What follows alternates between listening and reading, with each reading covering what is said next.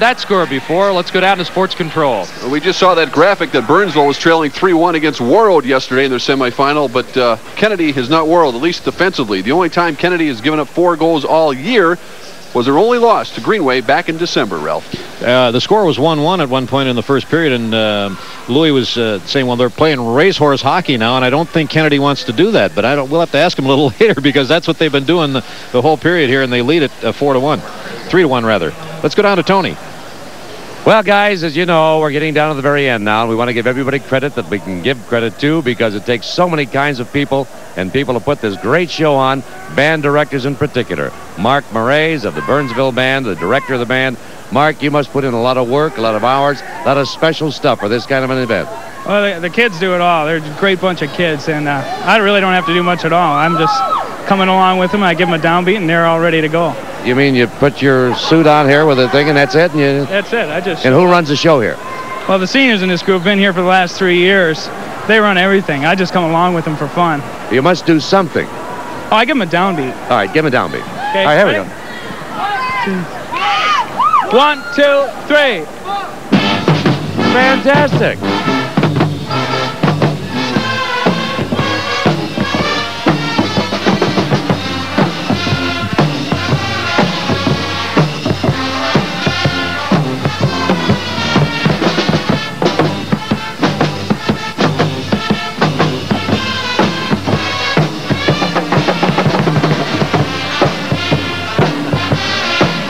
Band members as dedicated as any hockey team, Ralph.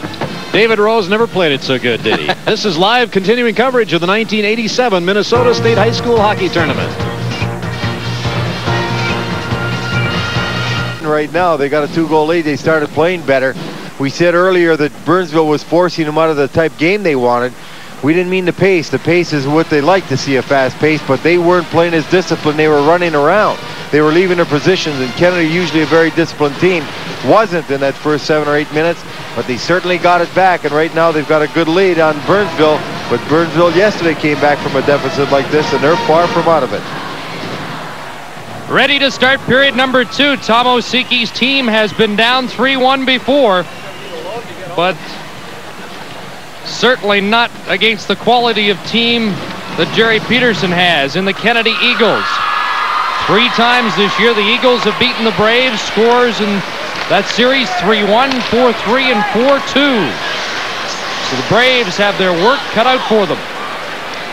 We start the second period. Both teams at full strength, and a lead pass to Mark Wallinga in the center ice zone. Wallinga hits the line, drops it for McGowan. Brett Schneider knocked it away, and now up ice come the Braves. Hendrickson tried a bounce pass off the boards, and it went right to McGowan. McGowan in turn hands it back to the Braves at their own line, and this is Hendrickson once again. Ahead to John Sunby. Sunby inside Kennedy territory, sandwiched there. Good defensive play by Steve Cronkite, and here comes McGowan. McGowan over the line, a backhander, and Tom Dennis made the stop. As Cronkite had pinched in from his defensive position and got a shot on goal. Good mobile young defenseman, number 11, Steve Cronkite, as Kennedy holds it for a faceoff. He and Crio's very, very effective back there, rushing with the puck, and they will take opportunities when they see them present themselves offensively. They are the 2 most offensive defensemen on that team. They like to handle a puck. They've got good shots, and they've got great skating ability, and they do move up with the play a great deal, and that's something Burnsville knows they have to concern themselves with. Here's Jason Miller on the draw. Out there with Joe Decker and Chad Piddleco. And Miller wins the faceoff. Parent the shot, knocked down in front. Rob Granato gets it for Burnsville. Up ahead it goes. A pass to Wernes. Wernes on the backhand. Tried to and they collide into the net. Knock it off its moorings for a faceoff. With the score, Kennedy 3, Burnsville 1. This is Hockey 87, live from the St. Paul Civic Center.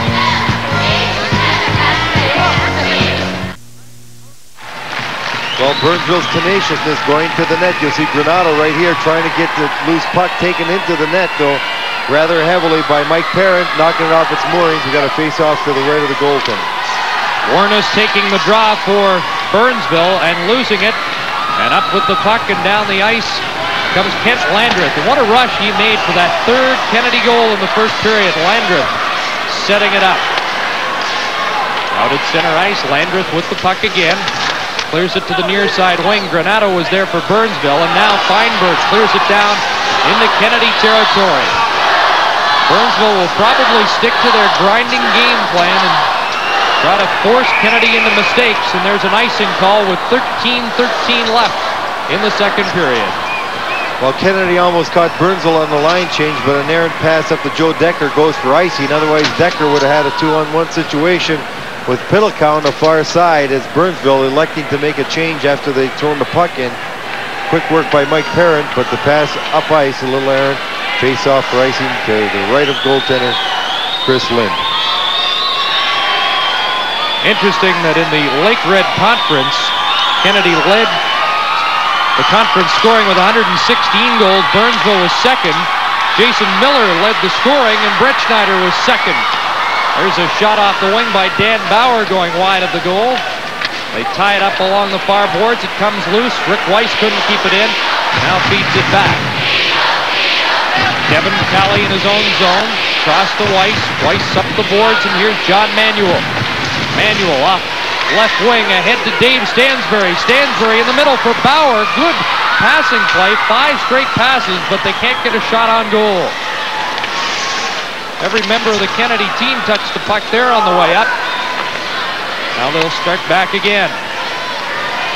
Colley flipping it towards the Burnsville zone, and it's knocked right back out again. 3-1, Kennedy leads. Kennedy going for a quick line change now, coming right back with McGowan's line because they anticipate Brett Schneider to come out. Scott Reddy just failed to take that pass inside the line.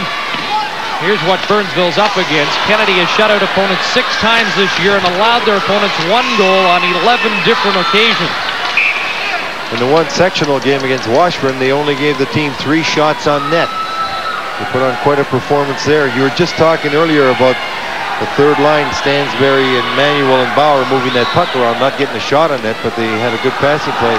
That line connected for a few goals in the big game against Jefferson. So they've got a real good balance on the forward lines of that Kennedy Hockey Club. You just saw that statistic of McGowan winning the bowling title before many big games during the year. The Kennedy team all goes bowling, and I guess McGowan's pretty good on the lanes. They didn't go bowling today, though. I asked Jerry Peterson. Maybe this isn't a big game for them. I think it is. They had better things to do than bowl this afternoon. This is one time when they need a little more rest. You have to remember Burnsville had an extra half-day rest before Kennedy. Kennedy played last night. Here comes McGowan with the shot. That goes off the mark, but McGowan's right after it. He's had a strong game so far, but McGowan was taken into the boards, and he's been shaken up. And certain is a very concerned Jerry Peterson, hoping that he's all right. With the score, Kennedy 3, Burnsville 1. This is Hockey 87, live from the St. Paul Civic Center.